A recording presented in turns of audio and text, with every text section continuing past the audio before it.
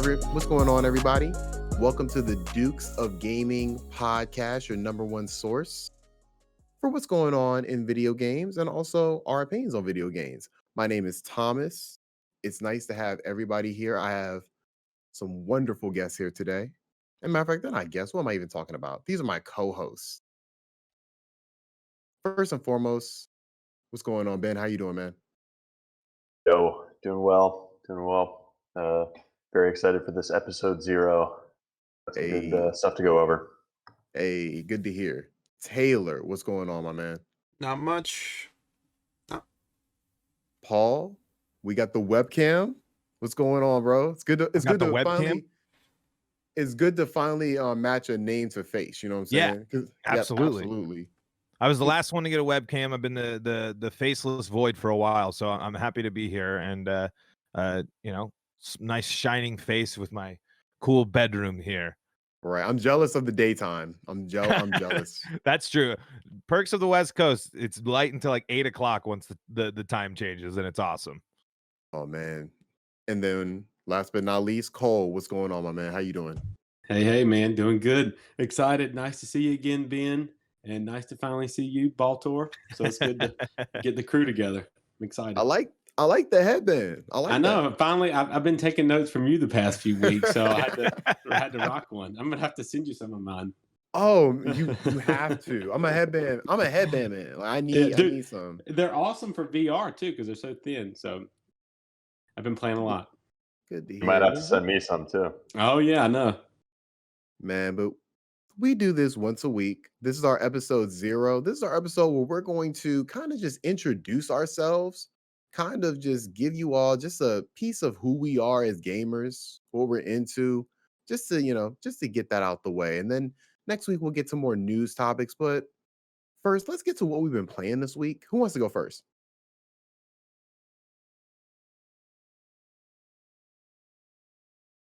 Cole? I'll go first. Yeah, go ahead. Yeah, I have it on mute. Sorry. I tried to play Final Fantasy 14, which I haven't played in 5 years, and there was a PS5 update recently, so I was excited about that. So I didn't play it. I had to jump through too many hoops. I hadn't logged in since 2014, so retrieving my Square Enix username and getting back on there was a nightmare. It was literally absurd. Like I spent probably an hour trying to do it. I finally created a new username. Then I realized after I created my new username with a new email, the PS5 had already recognized my PSN name was tied to my Square Enix account, so I couldn't use that. So I just gave up and I logged into Grand Theft Auto and tried to start the new heist. But that was so disappointing. Oh man.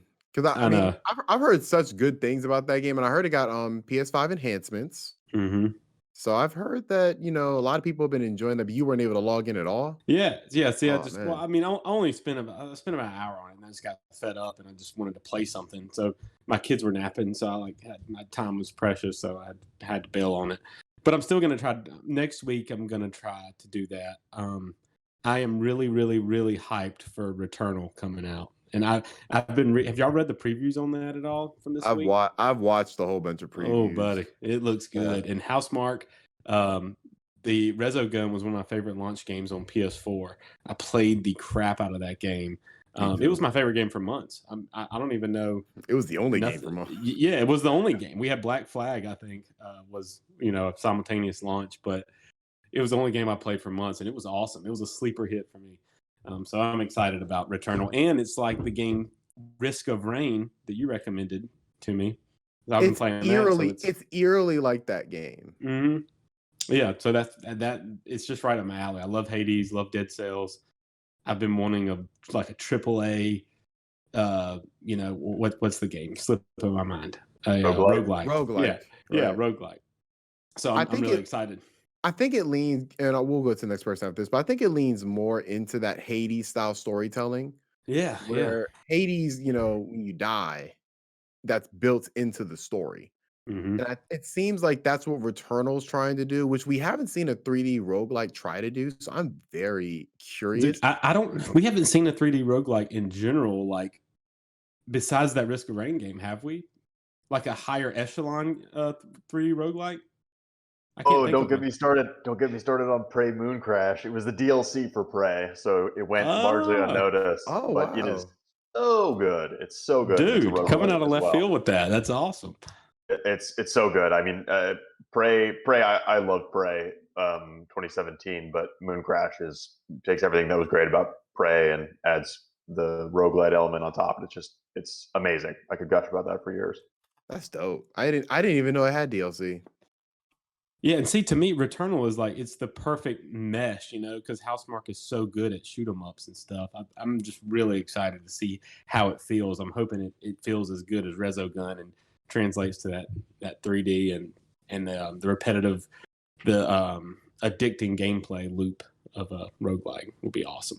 But anyway, I haven't been playing much else. I played Rocket League again. I've been trying for 5 years to get to, or 6 years to get to champion, and I'm like a few wins away in doubles, and I just cannot get it. I'm literally getting right there, and then I'll go on a losing streak. I'll lose down.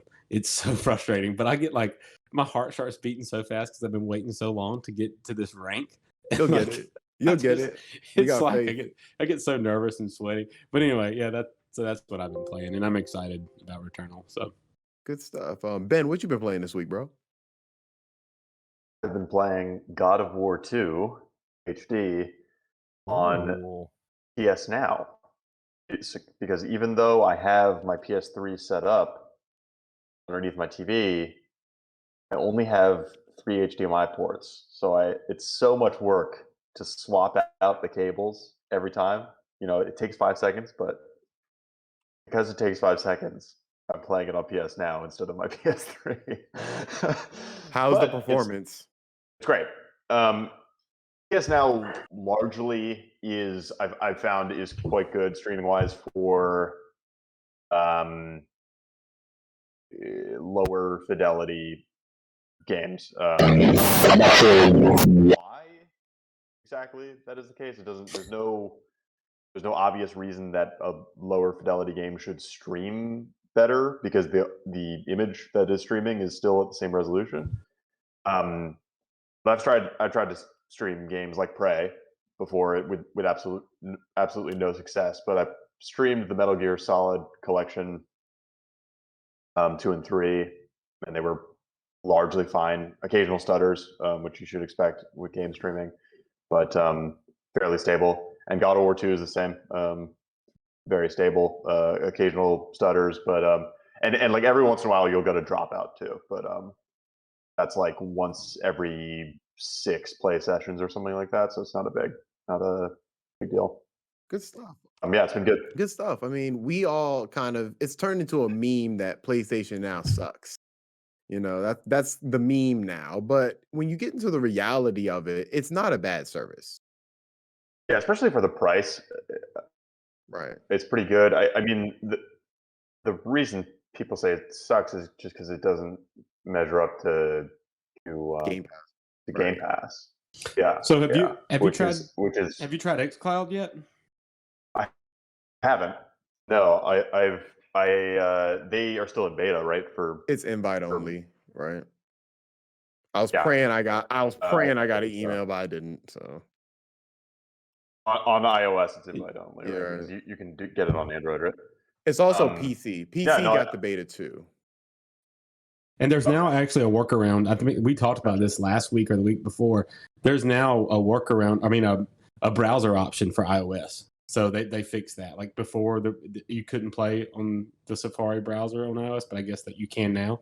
What's interesting is like the fact that PlayStation they bought Gaikai. I remember when they bought Gaikai in like 2014. It was a streaming service. It was before that's like, PlayStation Now, right? Like that's what it turned. So the accusation turned into, right? But they were so far ahead of the game. Like that was before anyone had even mentioned any kind of streaming video games, and everybody was like, "What is this Gaikai?" I mean, but they were forward.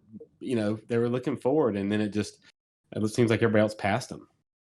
As far as I understand it, do what? As far as I understand it, Gaikai became 2 things. It became PlayStation Now, and it became Remote Play. Yeah, which I have historically used remote play a lot more than PlayStation Now, and I like remote play a lot less than PlayStation Now. Find it a lot less usable. What about you guys? Have you ever messed around with remote play? Love Yeah, it. Love it. yeah, It works very well, especially with the PS5. I feel like with the PS4 it was more iffy. With the PS5, I have no issues. Like it's maybe if I'm playing like 2K or something, but when I'm playing like an RPG, like a turn-based yeah. RPG, oh, it's perfect. There's no issues. Yeah, and that's when I played. I used it with Final Fantasy 14. I would lay in bed and just go on quests and stuff, and it was with something like that. It's the lag doesn't matter, you know. But Even with like Spider-Man Miles Morales, while the lag was there, there's still nothing that beats swinging through New York on your phone. That I'm curious too because I just got remote play fired up on my Series X, and I just scratched the surface with it. So, I got confused. So, what is the difference between remote play and XCloud? Like, XCloud is just going to be like it's streaming the game, like it's like you're playing it, like from a server or something, Yeah, the versus remote difference the play. It's difference all is based on the connection to your console and right. things. The difference is the source. When it's XCloud, it's streaming from Microsoft servers. They're running the game, and you're just receiving the video input and sending, you know, analog input. Um, with remote play, it's either direct connection to your console or the connection sent through Wi-Fi and then picked up. So there's a couple different ways you can. Well, actually, I don't know about Xbox, but on PS4 you can connect directly to your PS4. You can Yeah, so through the do it through your Xbox internet. app, you as long as your Xbox is on, you just fire up the Xbox app and then you do remote play, and it's awesome. And now it was super easy to pair my Xbox to my iPhone. So I'm gonna take my phone into work tomorrow when I'm at work, and I'm gonna see what it's like to. I was playing it in my home, right next to my Xbox, and I was playing fine. A little bit of hitch in there, but I was playing the new MLB The Show, and I was wondering if maybe it was just kind of some of their early launch bugs that they're working out on the issues I was playing versus the actual streaming. But I honestly couldn't believe it. I like fired up just firing up a game, an Xbox game, and navigating the dashboard from my phone was so cool. And when I did that, just for a second, I couldn't control anything at work today. I just wanted to see like what the connection was like. And the game that I was playing was running well. I'm not going to say the game because it relates to our Reminisce topic later in the show, and I want to keep it a secret. So, but I'm really excited to see like if I can you mentioned the RPGs, like if I can play, Fallout 3 while I'm just sitting at wherever real Yeah, quick and just absolutely. fire that up and just be because I'm keeping my expectations low. I'm not trying to fire Halo Infinite up all that much on my phone and trying to play multiplayer, but Fallout 3 seems like the perfect thing to be able to just fire up. And I really want to get that. I think I saw Snowbuck Mike had this thing that just your phone just mounts right to your controller, and it was like a little like kind of Yeah, adjustable. Like, I have one of those. Yeah, yeah, do you like it? it's tough. The only thing is, as far as I remember, the Xbox Series X controller does not work with the iPhone. I used a last gen Xbox One controller. I watched a Those YouTube work. video where the guy paired his.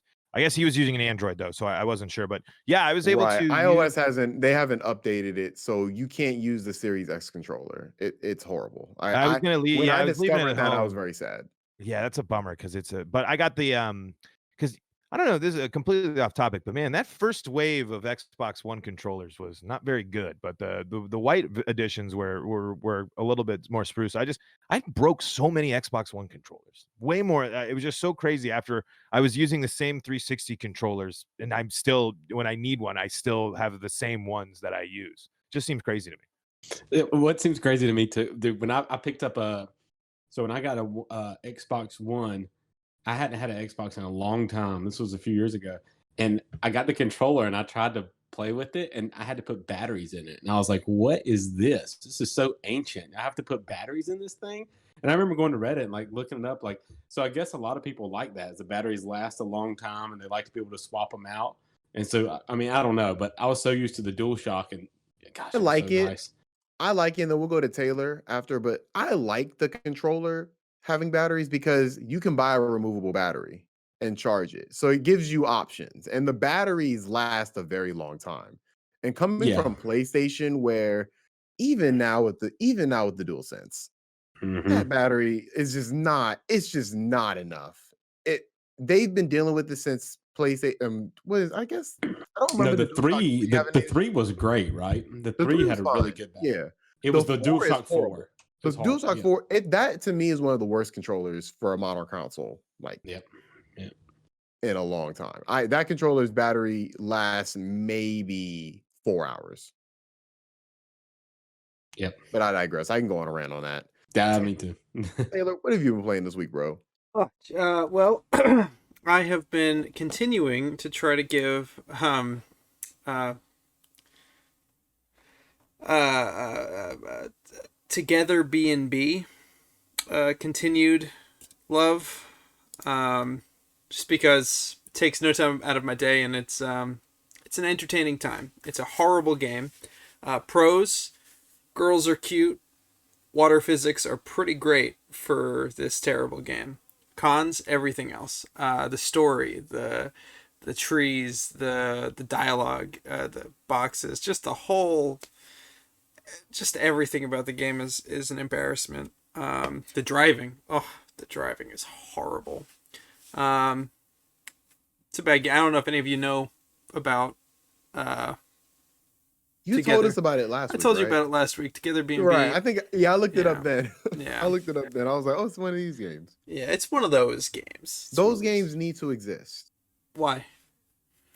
Because I feel like there needs to be a standard, you know what I'm saying? We know where that stands, you know what I'm saying? It's not a God of War.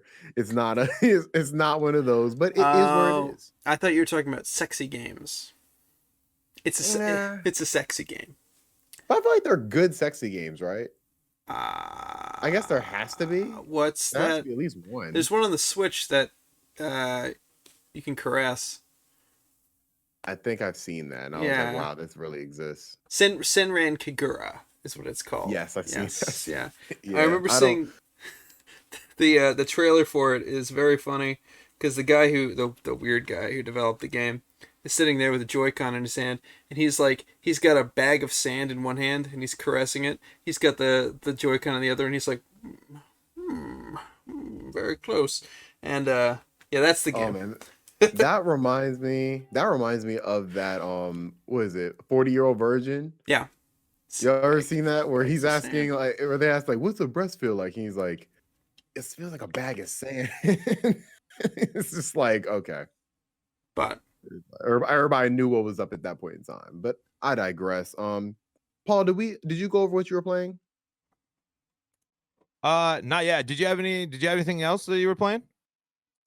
Or were you just playing that? I mean, I've also been playing Animal Crossing. It's complete juxtaposition. Yeah, it's two sides of the coin there. Yeah. Absolutely.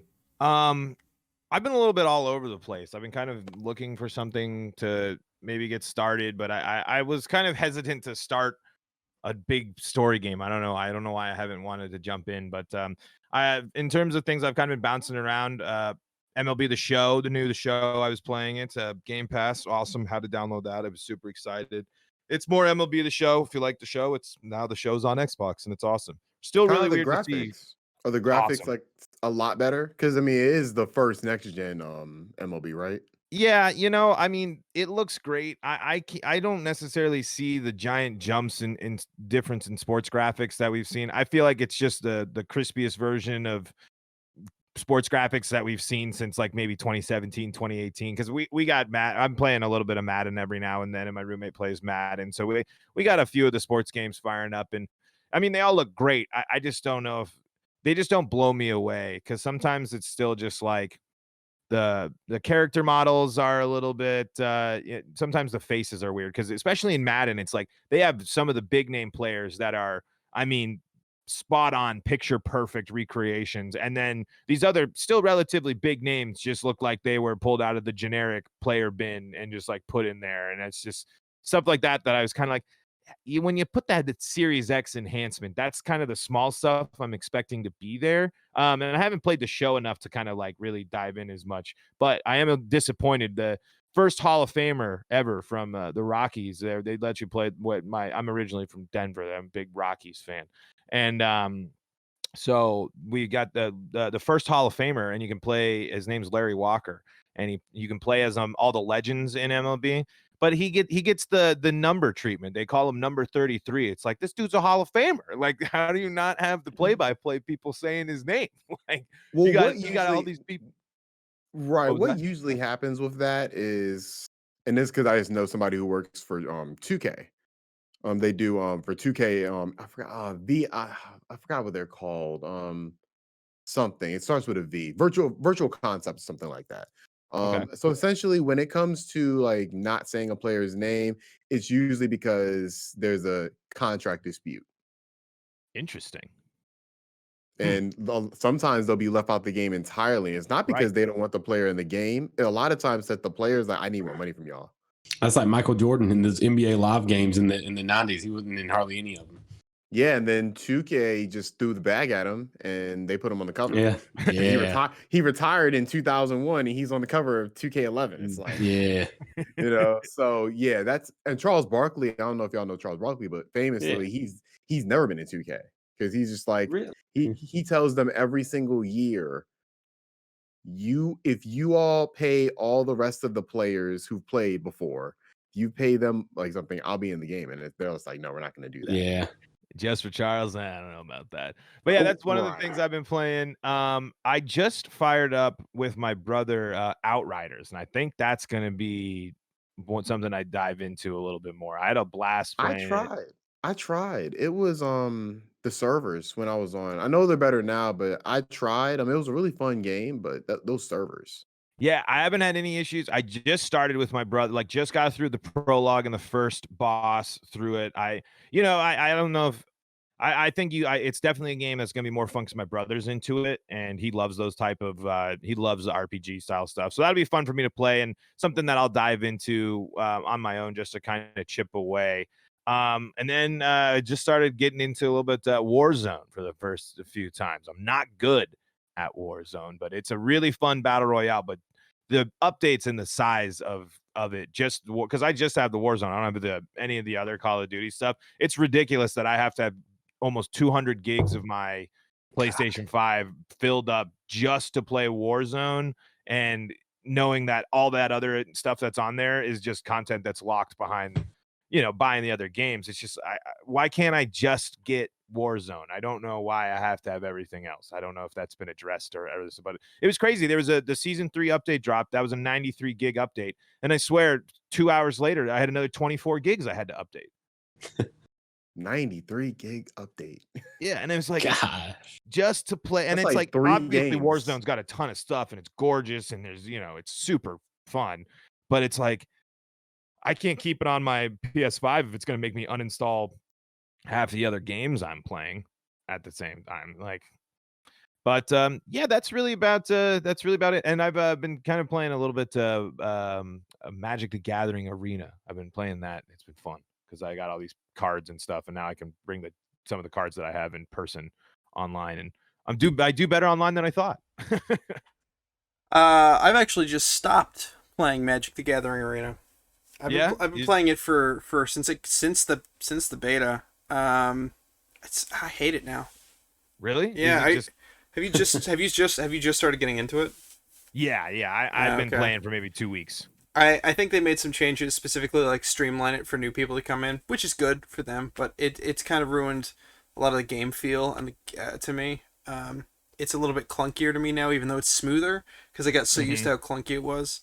And I also find their they've made their card collection system very greedy.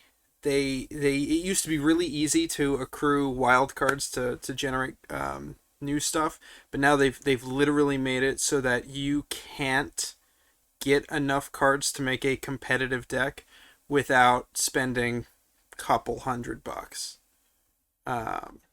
Yeah, it's definitely just a way for me. I like for playing Magic, I like to play with my roommates more. I like to actually play the card game, but it's just fun to be able to pop in and do a quick couple of things. And it's nice that the codes for a lot of the decks that we've bought are able to be Yeah, they transferred on can just there, be thrown in. and they could just go over. So that's cool. But yeah, it's definitely just something that's like I'm gonna pop on, Yeah. play, like a quick couple of games. And yeah, it's I was kind of curious because they do make it seem like they give you a lot of free stuff, but then when you kind of open the stuff, it's like none of this is like that groundbreaking. I've probably opened up about 10 packs in the game, and I just got a card today that I was like, wow, like okay, like that's a pretty cool one. But I guess it's kind of like getting boosters in real life. But yeah, I won't plan on spending any money in the game.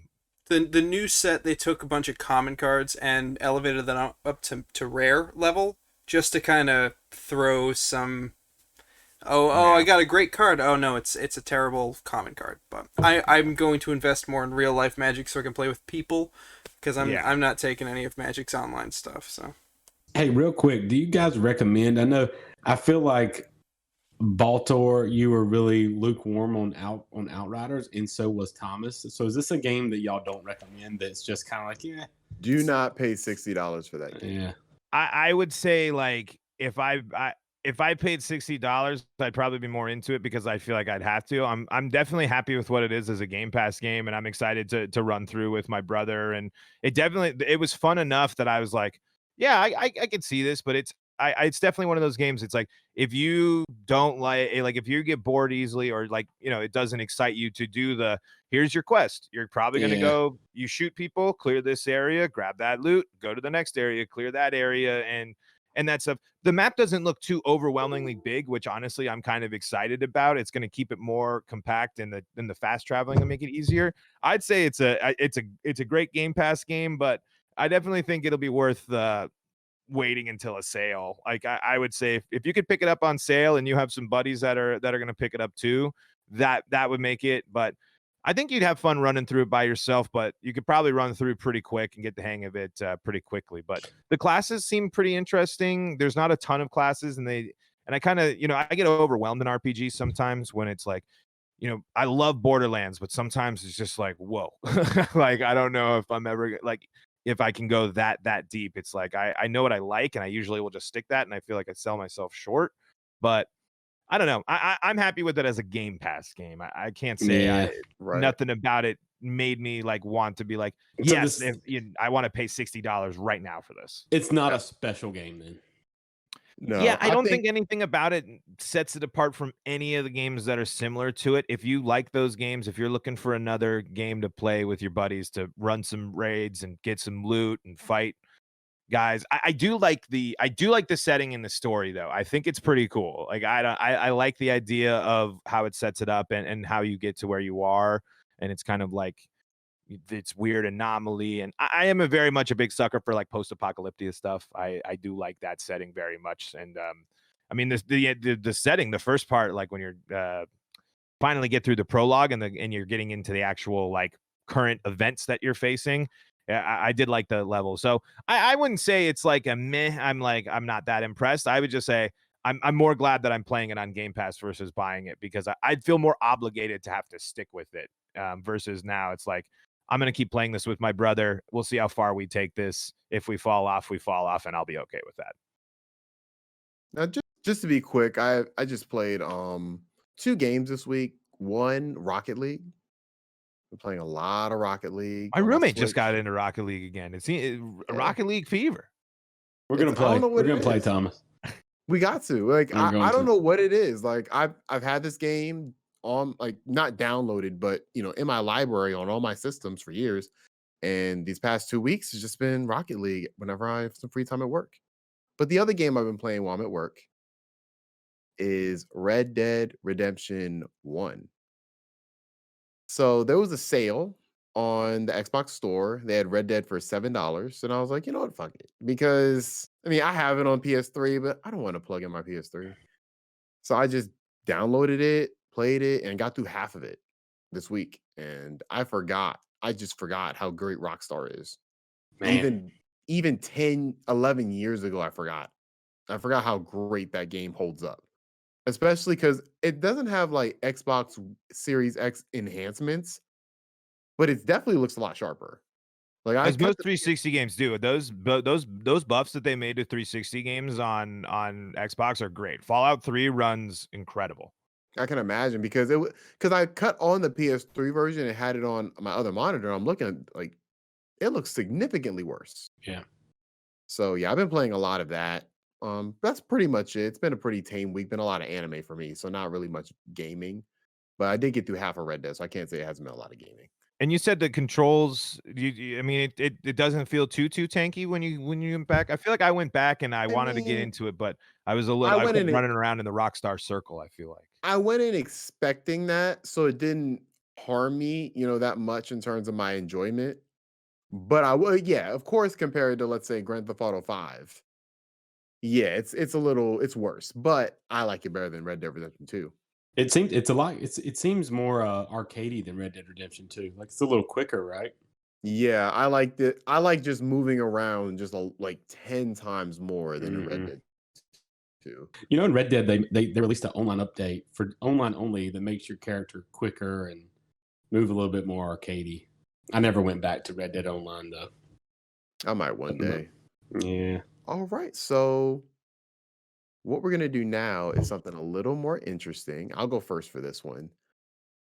So if you can, we're going to present our system of choice and just describe a little bit of why it's their system of choice. Doesn't have to be like this is my favorite system of all time, but this is what you're mainly playing on. So I'm gonna go first. I'm gonna pick it up. Give me 1 second. It's a little heavy. So this is my console of choice. What is that? Yeah. The Oh, I brick. can. It's suspense because I can only see a portion of your screen. I thought it was a Oh, PS4. okay. Not the PS4. This is so my system of choice is the Xbox Series X, which is very interesting. I think I told you all on the podcast. I'm a PlayStation guy.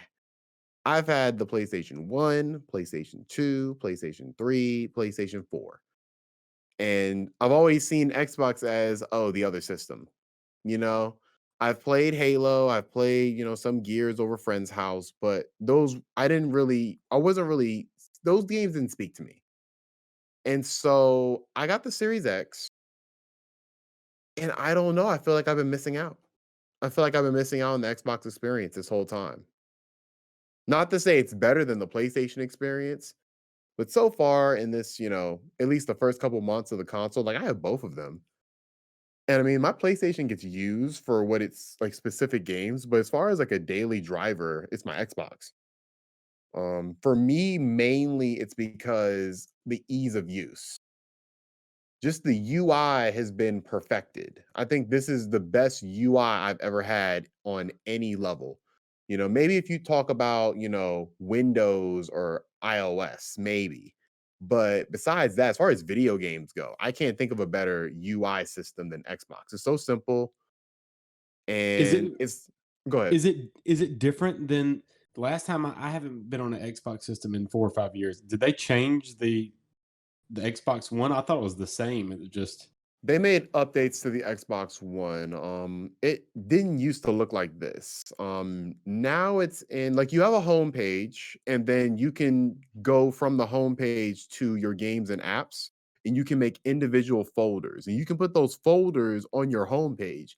So, for example, when I have like I use it a lot for streaming, video when I'm watching, Netflix or anime. I just have them like all my go-to apps just right there, like 2 clicks away. And to do the same thing on PlayStation 5 takes, you know, 7 or 8 more seconds. And that doesn't sound like a lot of time, but I mean, when you're going through stuff, it is a lot of time. And it's just harder. And sometimes, and the Xbox, it guarantee will play everything in 4K. That's not a case with the PS5. Just overall, just for everything, I just love my Xbox Series X. That's pretty much it. I went on my little soapbox for a second, but it's weird for me to even say this because I've been such a Sony guy my entire life. I never thought I'd say the words. I play my Xbox more than my PlayStation. Never thought that'd come out my mouth.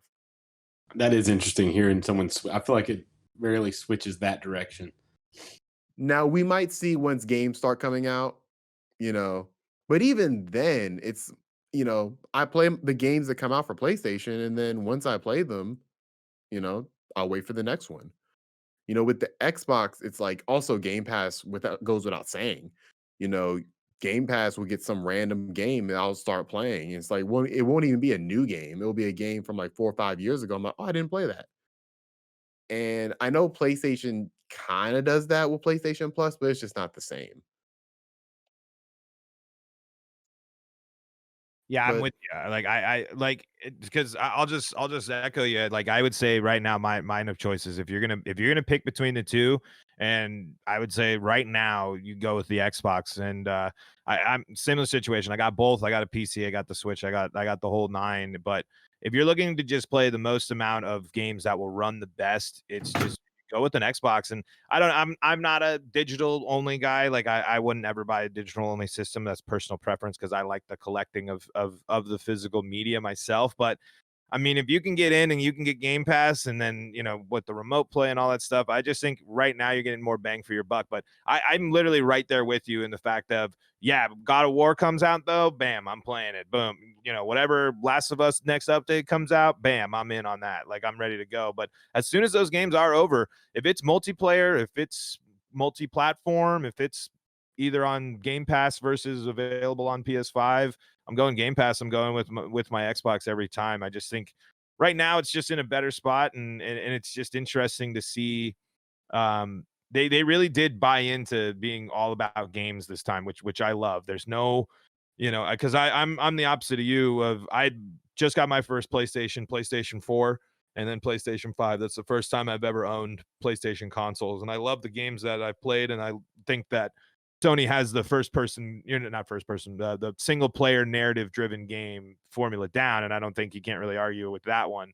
But just in games in general and the most bang for your buck and where we're at right now, I think you go with the Series X and then just wait and see. And once all the games are out for the PS5 and maybe it takes a little bit of a drop, you could probably get a PS5 for a little bit, a good deal or a good bundle with a bunch of great games that'll come out. But they're both rad, but yeah, I'm definitely in on I love my Series X. Absolutely love it. Hey, the good thing is you don't have to have an Xbox to enjoy Game Pass. You can have a PC. I have a pretty high powered PC, and I can play anything on. I haven't really. Yeah, I played Sea of Thieves, on my PC, and I played Microsoft Flight Simulator a while. But yeah, that's the cool thing is that if you have a high powered PC or now XCloud, when XCloud drops, all you need to have is a phone. So it's amazing. Right. Xbox is going more into that platform. Yeah, dude, and that's the smart way to go. The more devices they can be on, I think it's huge. I agree. All right, but that's me. That's me. Xbox is my daily driver for right now. We'll see if Sony makes some changes to make it the case for them. I will say the one big thing is I go out a lot, go to other people's houses, and so bringing the Xbox is a little inconvenient because it's heavy, but it's not as inconvenient as bringing the PS5. Like that thing, whenever I take it out the house, I like my full attention is on it because that thing, I feel like one false step and that thing can break. Yeah, I can't I love I actually really enjoy the look and the sleekness of the Series X too. I'm trying to, but I can't say I like the look of the PS5. I thought it would grow on me, but I don't know. I I like I the think way it's ugly. I like my TV stand setup of how my consoles and my TV and everything look as a package, but I just something about the PS5 just hasn't sat with me. But on the flip, though, I think the DualSense is a beautiful looking controller and a beautiful accessory that goes with it, and is one of the coolest controllers we've gotten. All the functionality of DualSense is really really cool. Yeah, for sure. Speaking of which, this is my console of choice here. I brought Yes. my controller because for the reason you guys are talking about. I did not want to have to pick up my PS5. It's a Uh, workout. yeah, no, not up for that. Yeah, PS5. I'm a PlayStation guy, just kind of out of happenstance, I guess. It just was, I guess what I grew up with. Um, but I'm embedded in the ecosystem now. I'm all about the exclusive titles that they have. So I definitely could not do without a PlayStation. So if I had multiples, maybe I would be swayed more toward Xbox. But that didn't happen with the Switch. I thought it might happen with the Switch, where once I got the Switch, I would play it a lot more than the PS4/5.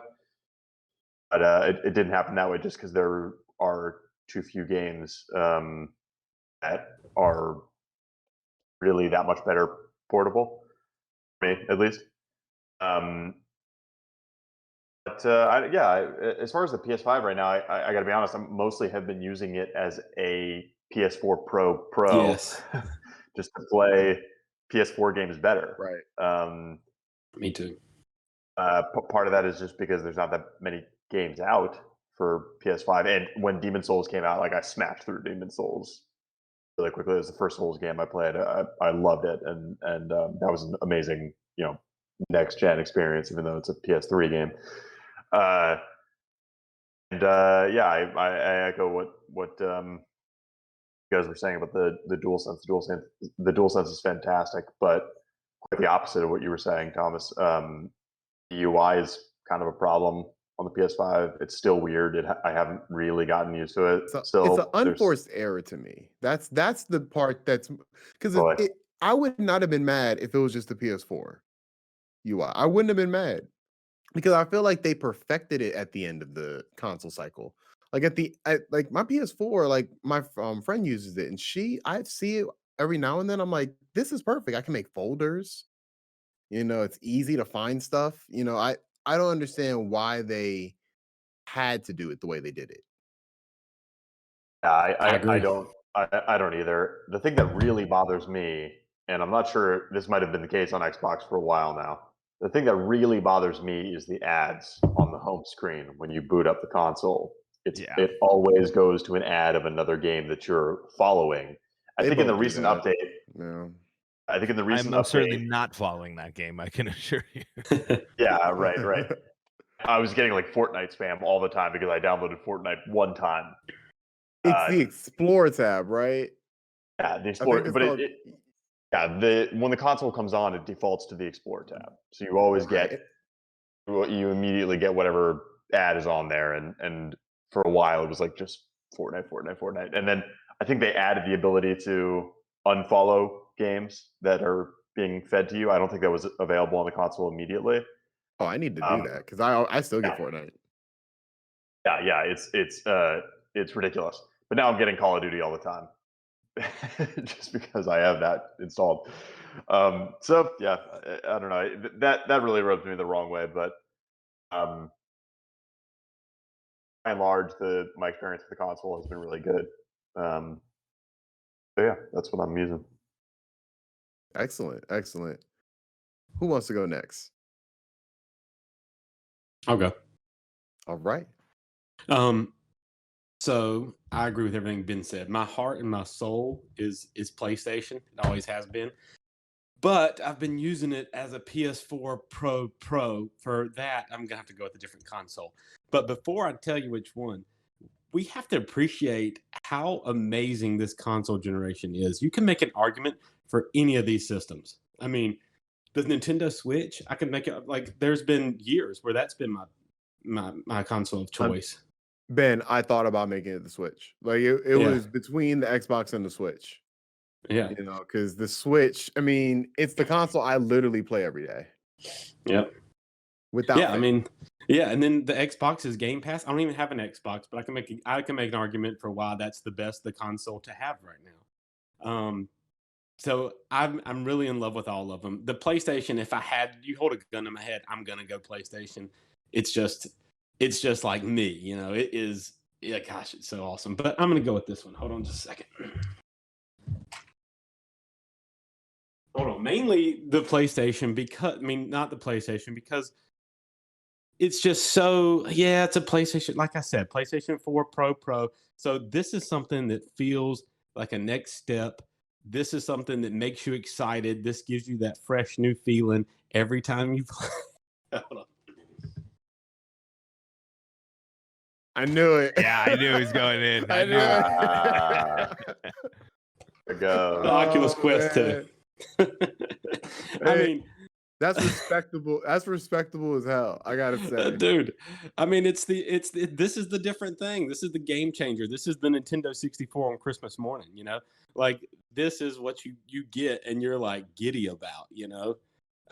Nothing else is like. I'd say the closest thing to that would probably be the Nintendo Switch. When I got that on launch night and I played it with Breath of the Wild, that was a pretty incredible feeling. But the Quest 2 is incredible, and I don't play it as much as my PS4, PS5. See, I'm still calling it a PS4. But I play it quite often, and every time I do, it's almost a better experience. I mean, it's incredible. I play I get on there with my buddy, two of my buddies, and we'll go in alt space and just talk or hang out. Echo Arena, I play with my cousin, and we play competitive Rocket League type games. I've talked about that on this podcast. The Saints and Sinners Ben's game, which that's awesome that you did the VOs. You were the VO director on that. It's incredible. On the new content, yeah, on the Aftershocks update. Yeah, which looks awesome. And yeah, That's speaking right. of that, the whole showcase, that was pretty cool. I didn't think there was any like mind blowing like crazy things. They saved that for the end though, right? That was like the one last thing was the Saints and Sinners DLC. So that's pretty cool. But yeah, it's my console of choice. It's so easy to put on. There's no cords. You charge it, you get about 2 hours of gameplay, which is plenty in VR. Beat Saber is honestly one of the best gaming experiences I've ever had in my entire life. So is Echo Arena. So is Super Hot. So like to put those in the same category of like the first time I ever played Breath of the Wild. I'm sorry, Ocarina of Time, Mario 64, like these games that just have deep nostalgia. For it to even compete with those like childhood experiences, because we know that those are more amplified than anything is now. It's just a testament to how good he is. And the hardware is just unbelievable. Sitting in a movie theater, watching a movie in this thing have y'all all done that? Yeah, I've used big screen. Big screen? I mean, it's awesome, man. It's something else. Hooking that up to my Plex server was a revelation. Yeah. Having my thousands of movies that I have on my Plex server just available to watch in a movie theater format was something that I was not anticipating when I bought that. I was not even like that. So one of my best friends, we met on a school bus. I told the story about playing PSO online on the Dreamcast, and I met one of my best friends of my whole life. It was in my wedding and everything. Anyway, we played Final Fantasy X together when it first came out in 2001. So fast forward to a month or two ago, I got lost in this rabbit hole on Oculus Quest, and I forget it was VR chat. So VR chat, people create worlds, and you can go in these worlds. Like one of them was, y'all have all played FFX, right? The campfire. So there's the campfire scene where everyone's standing around or sitting around the campfire, and Titus is standing up on like a mountain, like looking off towards, I think, Spear or something. I can't remember, but whatever. Anyway, someone created a VR chat of that exact scene, and I could walk around that scene. So I like walked up there. I'm standing beside Titus in VR, and I'm looking, and like the FFX music is playing. Dude, I had chills over my whole body. I was like, I cannot believe this shit. I'm standing by Titus right now in Final Fantasy X. I'm looking down and seeing all the characters on the campfire, and the music, just the best video game music of all time, is playing. Dude, I called my buddy at like 1 o'clock in the morning. I said, dude, I've just had a life-changing religious experience right now. I just stood right there. Like, I was like almost in tears, dude. It was incredible. That's what I like to hear. No, I completely like, my friend came over today and he just saw my Oculus sitting there. He's like, what is this? And I was like, oh, you don't know what this is. And so I cut it on, gave him the controllers, he put it on, and he immediately got like, oh, this is something. He's like, how much does it cost? He's like, how much does it cost? I was like, 300. He was like, dude, and people don't care. They'll go write a blank check for whatever it is. My 65-year-old mother has an Oculus Quest.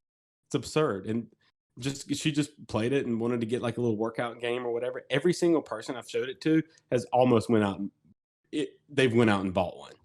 I would love to see the alternate reality where COVID didn't happen. And because I feel like even with COVID, Oculus has just become like, way bigger. in the past couple of years. Like, if this was on show floors, if this was in Best Buy where because you can't just put it on now, like they don't even let you do that now. But just having this as a, just in the store where you can try it out, I feel like that's the game changer. Dude, I wanted to literally work for You get the Oculus. experiences. I wanted to work for Oculus, and I wanted to walk around and tap everybody on the shoulder that was walking to Best Buy. I said, "Come here, you got to come try this. Come here, buddy. Let me Right. set you up on this. Let you demo this. Stand in front of this T-Rex.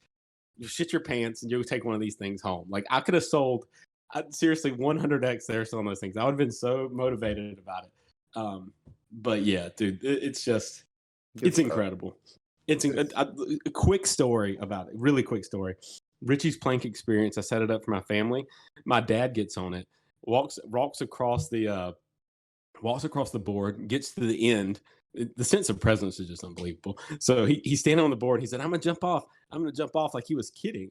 And he went to jump off, and I think he meant to like kind of fake jump off. He literally he's 66, did a swan dive into his recliner, knocked his recliner over.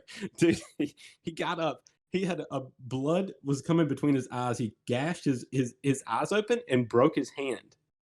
So Oh my he God. jumped, my whole family, we were crying. We were laughing so hard at him. And he was like, you could tell he was like really hurt. And he finally was like, "I got to go to the hospital." So they went to the hospital, and he had a broken like break right here in his hand. All from VR. I made a Reddit post about it. It went viral like took about a year or two. You've convinced me. I'm getting one. Hey, that story sold me. Wow, that's some salesmanship. I'm saying you need to work for Oculus. I should. I did. Okay, come get me at Colace. Taylor, it's your turn. I'm gonna go with the obvious choice, the Pokemon Mini. This is I'm gonna go with its spiritual successor, the Switch. Those Joy-Con colors. I love the variety. I'm loving the variety. I love those Joy-Con colors too. Oh, thank you. I love these ones too. I meant to tell you that last week when I saw them. I was like, that's the Splatoon colors, right? No, these are just yellow and blue. Oh man, that's a really good like mix. Like I've never seen anybody mix those two colors. I believe. I don't know. That's dope. Yeah. It was the first one that I could find at Walmart after I had severe Joy-Con drift. Another topic for another situation. That's a conspiracy. It doesn't exist. The Switch. See, I like comfy gaming. I'm not, and which is actually why I think you just sold me on the Oculus Quest, because I was looking at the website while you were talking about it, and I'm like, $300 for all this. Yeah, I'm sold.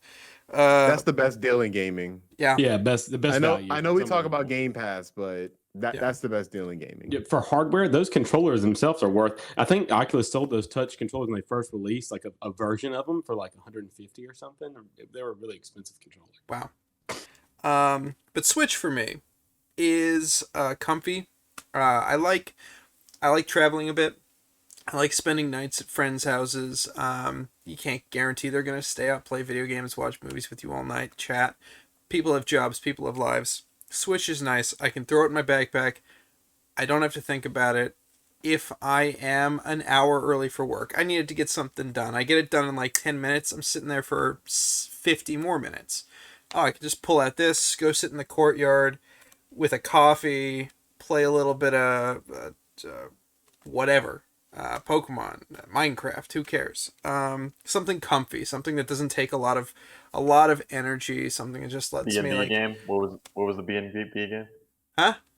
What was the B&B game you brought up at the top? That's a Steam exclusive. Nintendo. But Senran Kagura is on this game, on the Switch. But I probably shouldn't play that at work. But I digress. Yeah, absolutely. It's very relaxing. I like go to a coffee shop. I'm waiting for a friend to give him a ride. Oh, I'll sit at the coffee shop for like 20 minutes, play a Switch game. I just like games that evoke a sense of like, today it was a nice rainy day, so I was kind of just inside just doing nothing. Switch, it brings me back. It is that nostalgia too. That definitely plays a bit into it. I'm definitely more PlayStation than Xbox, so, but that's also because of nostalgia. 100%. It's just I forget who said it, but you're kind of in the system now. You can't really escape it. Yeah, yeah. But Nintendo's been my system. I've been playing Nintendo games, and they Nintendo does their exclusives so perfectly. So when I see Better than Mario, anybody. better than anyone. When I see Mario, I gotta play it. When I see Pokemon, I gotta play it, even though I know I'm gonna be disappointed. When I see Animal Crossing, I gotta play it. You know, it's just. I've also got a lot of younger family members. So when I see them, they always have their Nintendo games and they're playing their Animal Crossings, and we can sync up. And when they're older and I'm older and we have kids, I know for sure our kids are going to be playing Nintendo games. So it's just comfy, relaxing gaming for me. PlayStation, for more fun, interactive games, but for just like chilling out, having a nice time with whatever you want to do, Switch is perfect. It But is, and I can. Go don't forget about that. This is that The predecessor. the predecessor. Yeah, no, go ahead. This, Yeah. we use the Switch all the time in our house because I have a 3-year-old and he loves it. We play Mario Kart. He plays, put it on the TV, bring it down. Now I never really understood before. I didn't have kids, and I was like, I don't know. I never really understood the novel. I don't know. It just didn't really hit right. But now it's like, oh my gosh, they're geniuses. Nintendo, it's amazing, and the library of the Switch is just incredible. I It's mean, amazing and terrible at the same It's time. really Yeah. bad. Like, that's right. That's right. Yeah, it's exactly. weird. Like, it's an It is. amazing library, but it's also a really terrible library. It's an amazing Nintendo library, I guess. I bet you by the end of the Yeah. year, if we all put our brains together, we could get a game on the Switch store. Like every other jerk off in the world, we could get our game, whatever the it Dukes is. of Gaming video game. Exactly. I Oh, mean, that'd be I awesome. don't know what we would do. It'd be something about strangers meeting and coming together and Right. saving the world. Let's just port the B&B game to Switch. Yeah. Obviously, Hey, that's a- there we go. There we go. murder mystery. There you For go. the next Blue Point. Oh wow. All right. Well, good choice. I'm liking the variety. Paul, last but not least. Yeah, I would say right now I'd be putting on the Xbox. That's just, again, I'm entrenched in the in that ecosystem. But again, if you were to go in, especially if you were someone that played video games in the past, is coming back to video games to this gen, and PC is always a good option too. I think if you're already doing, if you're someone that has a computer and wants to go that route, I just don't personally like to play as many. I love playing games on this new computer that I have, but I'm always playing games on my console. But yeah, I definitely think if you're coming back to games right now, I think Xbox is just the place to go. If you're looking to be like, I want to get into games right this second, you get someone an Xbox, you get them Game Pass, and they can just experience what they've missed for the past few years. But I can definitely see, and then I would say a year from now, if we were having this conversation, it's probably going to be the PlayStation, just because of the single player experiences, because they're going to be on a whole nother level. But in our rundown, we were talking about what we think is going to be the next big thing in 5 years.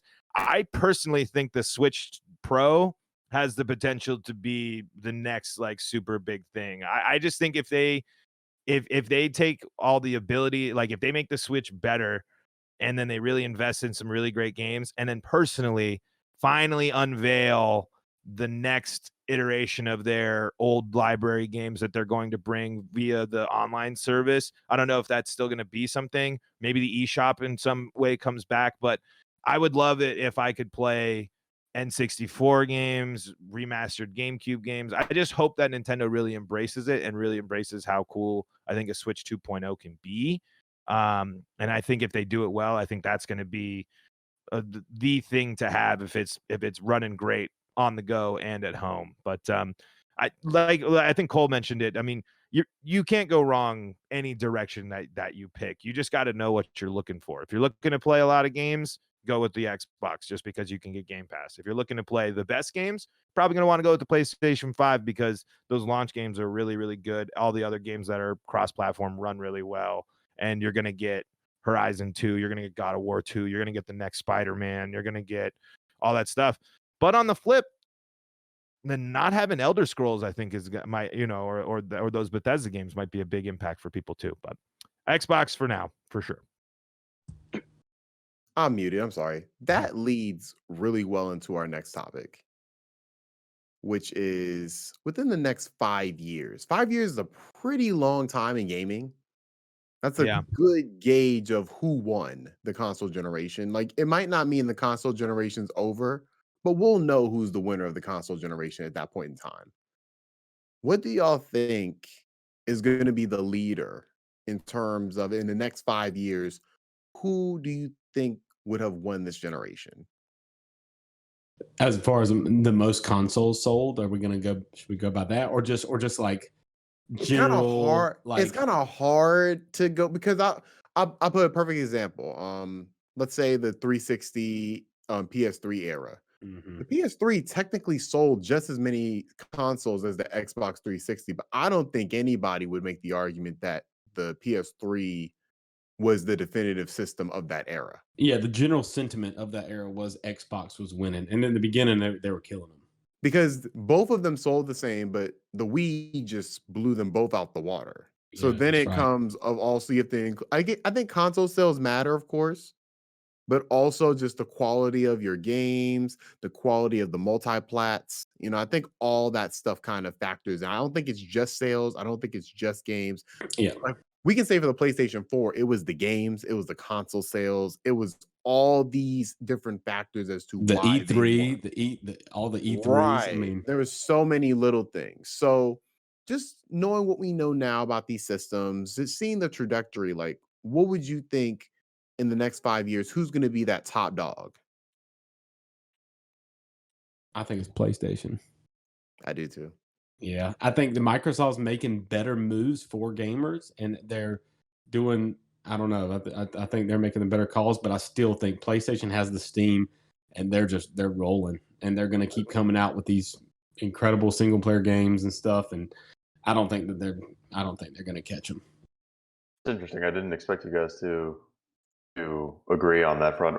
My sentiment is that right now it's PlayStation's game to lose. Yeah, They for sure. have it right now.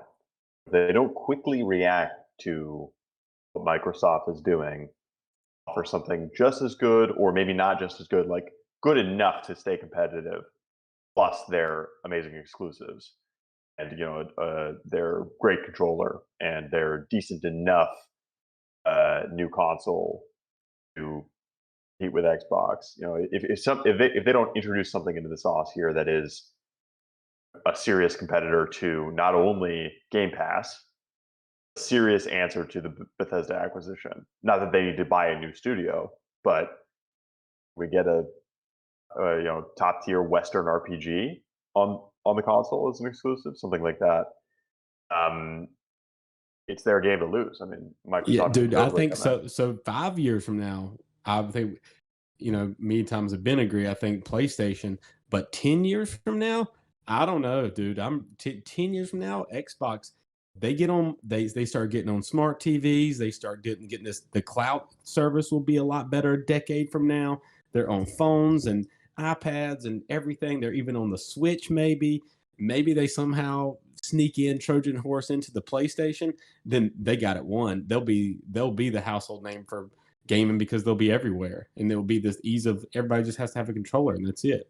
And if Let, PlayStation keeps these old things going, they're gonna fall the wayside. I don't know. let me be a devil's advocate. Are we forgetting about Nintendo?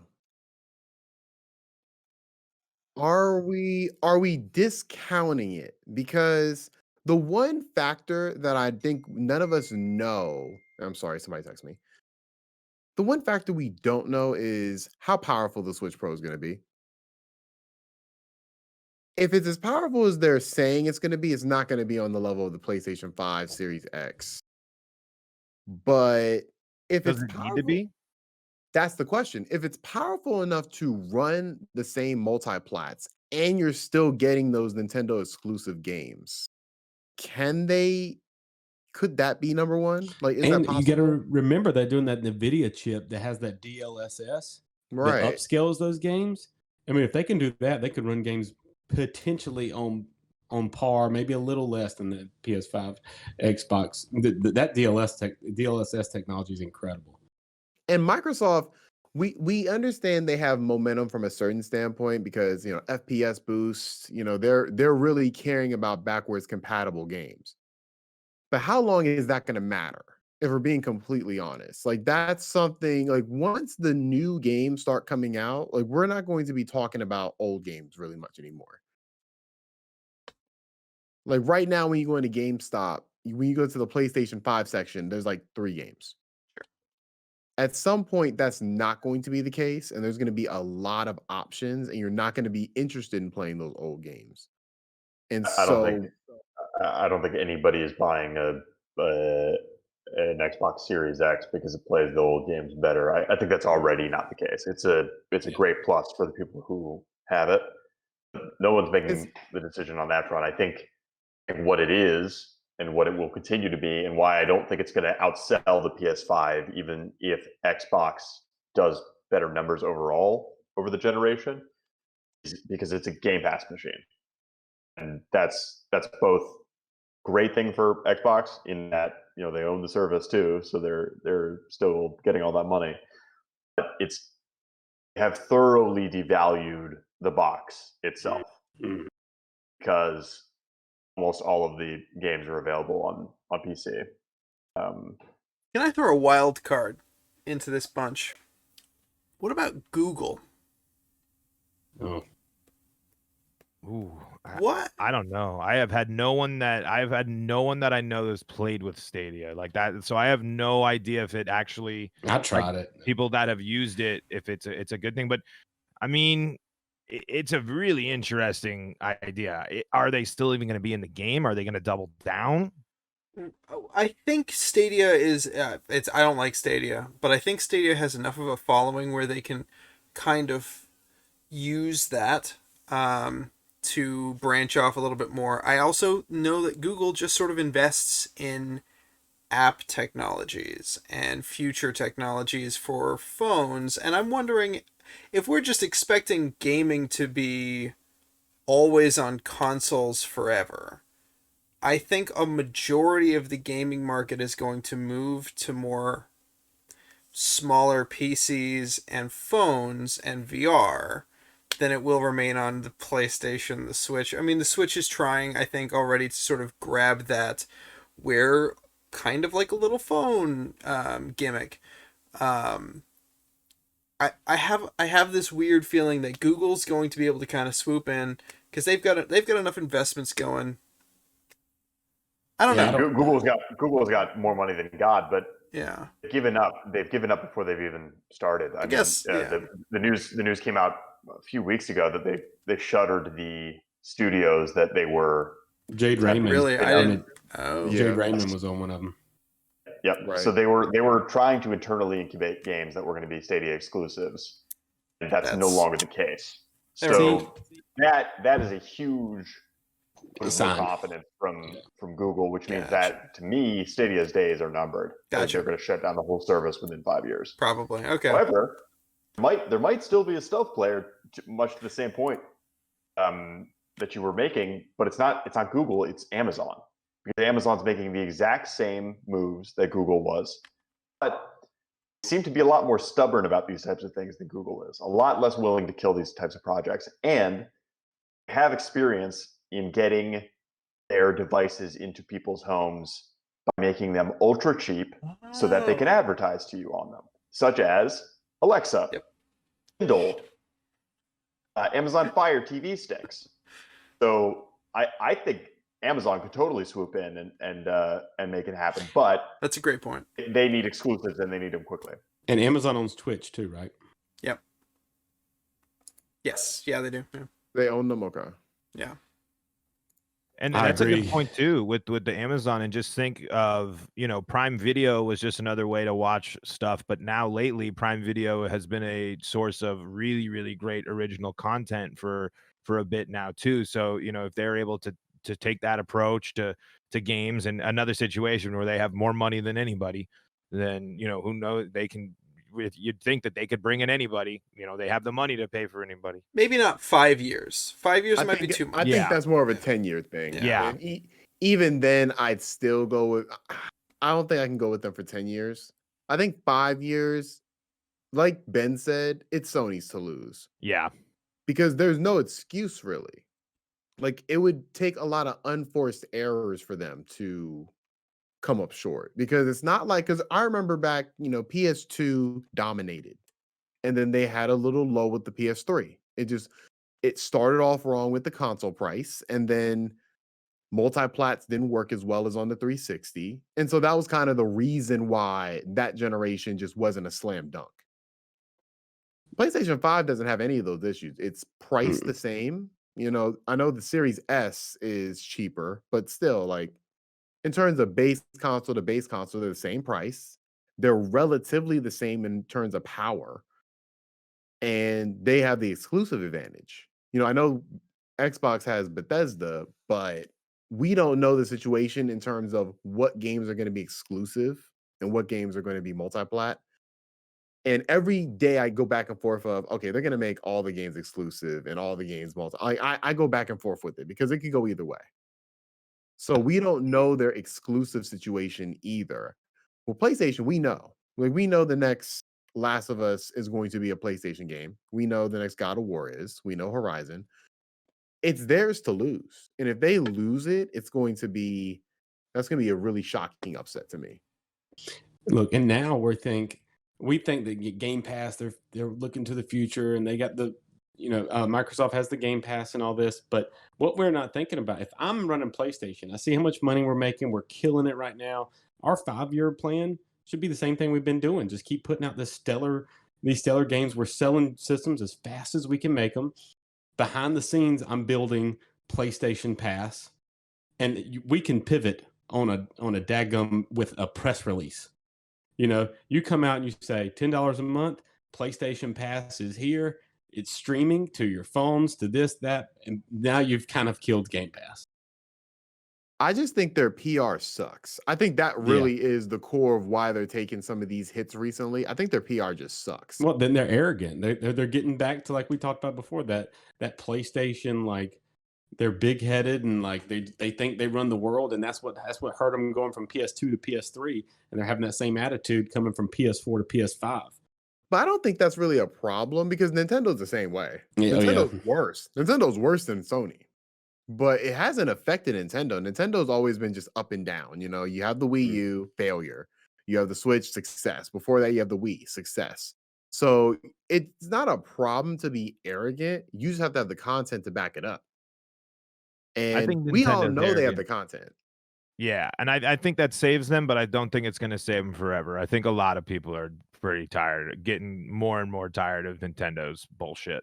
Like, I mean, I love Nintendo. So Breath of the Wild 2 releases. Yeah, well, like, that's what the I'm thing. saying. But like, they're the kings of like, we're the same thing where it's like buying the same game 3 times. Like, I mean, I'm guilty of that too. And it's like, man, I need 3D World. I didn't play it, so I gotta, I'm gonna wait. But they never go on sale, so I still am gonna have to pay full price for that game, a year later when it comes out. Like, I do think Nintendo is out of the big 3 is the one that really has to reevaluate some of their stuff.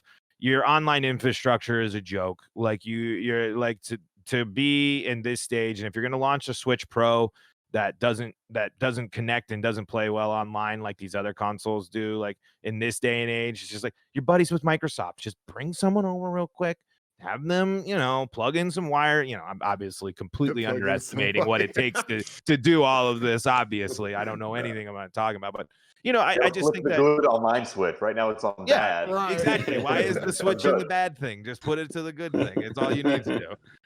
But yeah, I think while they all have stuff to prove, like I think Microsoft has set a really great foundation for the next 5 years. Sony has a plan going forward for the next 5 years. Nintendo, everyone's not going to sit around and just wait for Metroid Prime 4 forever. And, Breath of the Wild 2 is going to come out and be great. But really right now, other than Breath of the Wild 2, what is the big Nintendo game on the horizon that we actually know about? We have Metroid Prime 4 we've heard about Bayonetta 3, but we don't know any of these We're due games. for a new Mario. I think we're due for that because Is it Odyssey came Odyssey? out. You know, and I'm excited for that. Are Odyssey we? came out 2017, so it's 2021. You would think that within 4 years, I believe they should have a follow up to that. Maybe not immediately when the Switch Pro drops, but I would assume relatively soon because I mean they announced Mario Odyssey that same year of release. Mhm. I think the two So big games. I think the two big games Nintendo's sitting on right now are Pokemon Legends Yes, yeah, an open and world the one. open world one, the one that and goes at like 10 frames a second. so far we don't. I guess we don't know what it's gonna look like when it's finished, but yeah, probably 10 frames a second. And then Splatoon 3. Oh, right. Yes. Yeah. That could be Yes. huge. So I think Splatoon 3 could be a huge game. So I think the that they- Switch Pro can be huge. I mean, I think I mean I'm in already. Like I'm for sure gonna pre-order whatever. I think it's gonna be awesome. I just think Nintendo really needs to embrace some of the stuff that makes it awesome, and they just have some just mentalities that I just don't know. They're like you said, they're very stubborn. Just some stubborn old mindsets. I think that's changing a little bit. I really do. It's actually genuinely because of Pokemon Legends, which is so different. And it comes at a time when Nintendo actively said, look, Pokemon is the highest selling franchise we've got. We need of to all actually time, of any entertainment medium. we need to direct them because they need to stop messing up. They keep messing up. Their reviews keep staying good, but the that's that's the critic reviews. The actual people have been reviewing their games so badly. Nintendo comes in, starts being more macro managing over the Pokemon Company, Game Freak, and they come out with this Breath of the Wild esque game. And if they do it right, I think that could lead into more brave new ideas for Nintendo to say we can treat some of these childish games with a little bit more adult mentality. Yeah.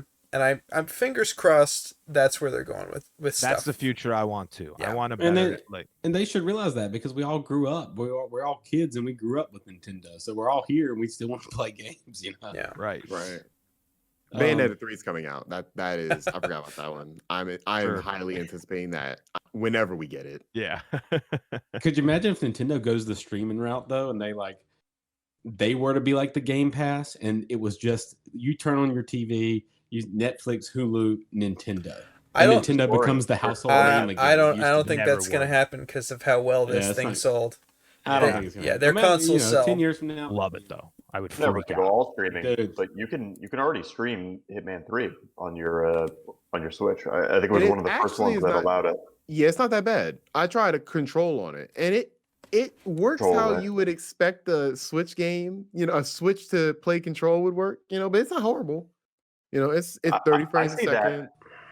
I see that as their legitimate chance to compete with PlayStation and Xbox. I don't think the Switch Pro is going to have enough power to still entice most third parties to develop down to it when they're developing to PS5 and Xbox Series X as well.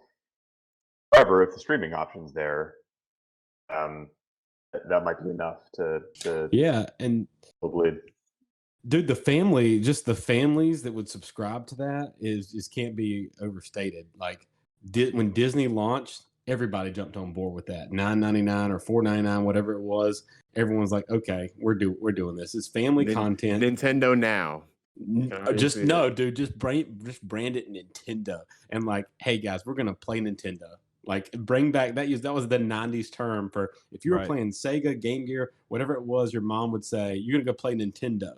It was the household name for video games. Just have that daggum icon up there, just classic Nintendo. Boom, dude. $9.99 a month. Everybody puts that on their devices for their kids and their family, and then you got your third parties on there. Well said. Well said. Well, I think that we pretty much, went through pretty much every, potential number one. I don't think we came to a conclusion, but I think every one of these companies have a chance. This is the most wide open I've seen a console race in a long time. So Yeah. Yeah, mean, dude, for sure. we're gonna keep covering it. Hopefully, next 5 years we'll have an answer. No better time to get into games than now. That's for sure. Gosh, it is. It is crazy. Now, everybody, we have a podcast within a podcast we like to call Reminisce, where one of us goes over something from gaming's past. Take it away, Paul. In August of 2006, a game release that kicks off a release schedule that probably, in my opinion, is the best release schedule of games, headlined by one of the most underrated games from the Xbox 360 era, and that is Dead Rising. It's a 2006 Xbox 360 exclusive, now on other consoles. I think you can get I think you can get 1 through 4 on everything. I'm not sure if 1's on PlayStation yet. I'm pretty sure it's on Game Pass. I'm pretty Yes, sure most of Dead them are Rising on Game Pass. They're usually on sale. Dead Rising was like the game. I've always loved video games, but it was like one of the most video games of all time. You get put in a mall, and your job is to figure out what's going on with the zombies. And instead of just the traditional, all right, you have your guns, your machetes, and stuff, you can grab anything. You want to grab a park bench, you want to throw it through zombies, you can do that. You want to hit like the most crazy soccer ball in any video game ever that just has a homing mechanism on zombies for whatever reason, you can do it. And on top of all of the cool ways that you fight zombies, you're fighting this clock. You got this great sci-fi B movie level story where it's very cheesy, but it's also really entertaining and very zombie style, very basically like George Romero's, I shouldn't say that because they almost got in trouble for that. But it's just a game that was just so fun. You could do so many, you had the kung fu moves, you had the psychopaths that just add so much. There's just so much cool stuff that happens in that game. I have beaten the original Dead Rising over 20 times, and that's not an exaggeration. It's a game I play all the time. But I don't want to spend too much time on Dead Rising. You should go play it. It's hard. The AI, worst AI probably in ever. The escort missions, if you hate escort missions, you're going to hate this game because that's all you do, and the AI is super dumb. But I basically know that game like the back of my hand. Sorry, my door opened up because my co-host just joined me, as you can see there again.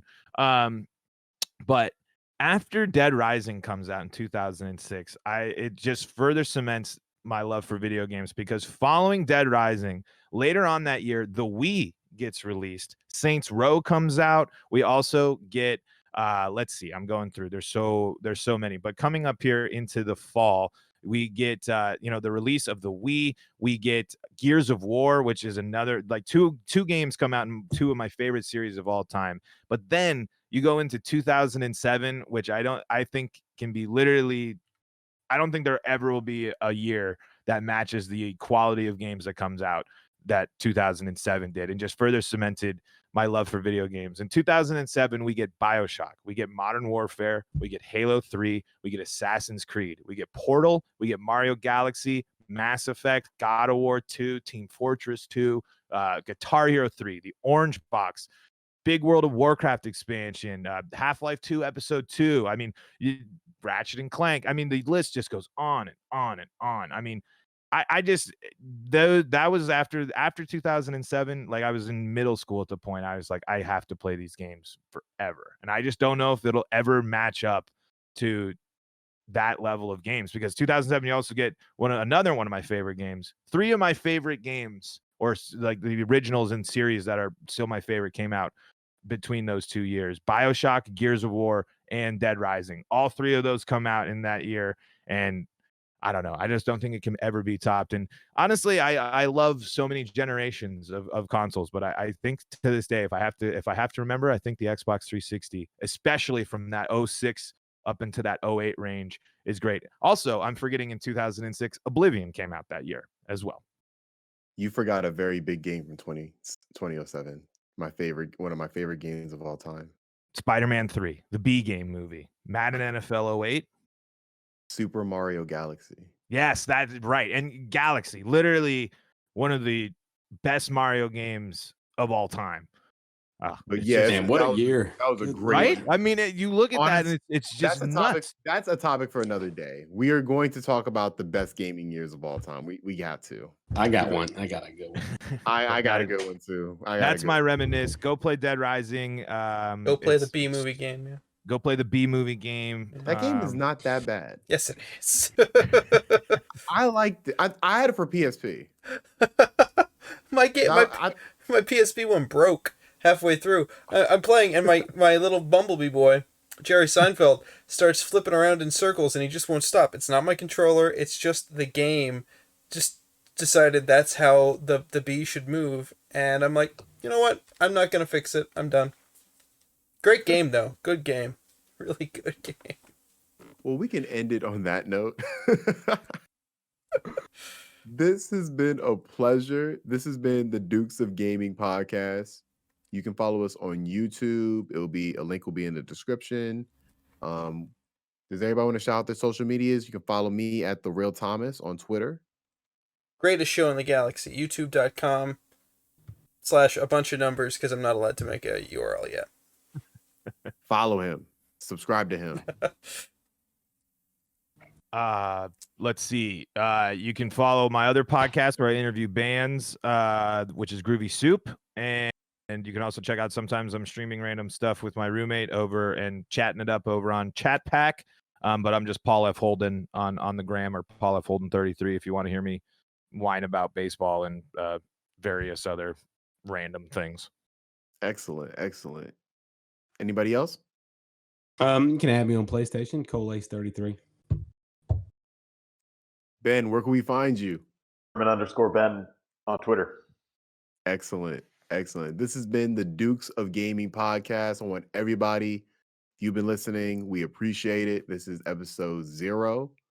Next week, we're coming at you live with some news topics. Hopefully, we have a pretty good week of gaming news. If not, we'll come at you with some personal stories. Besides Returnal. Absolutely. We'll most likely be talking about that. Everybody have a wonderful rest of the evening. It's been real. Have a good one. And scene.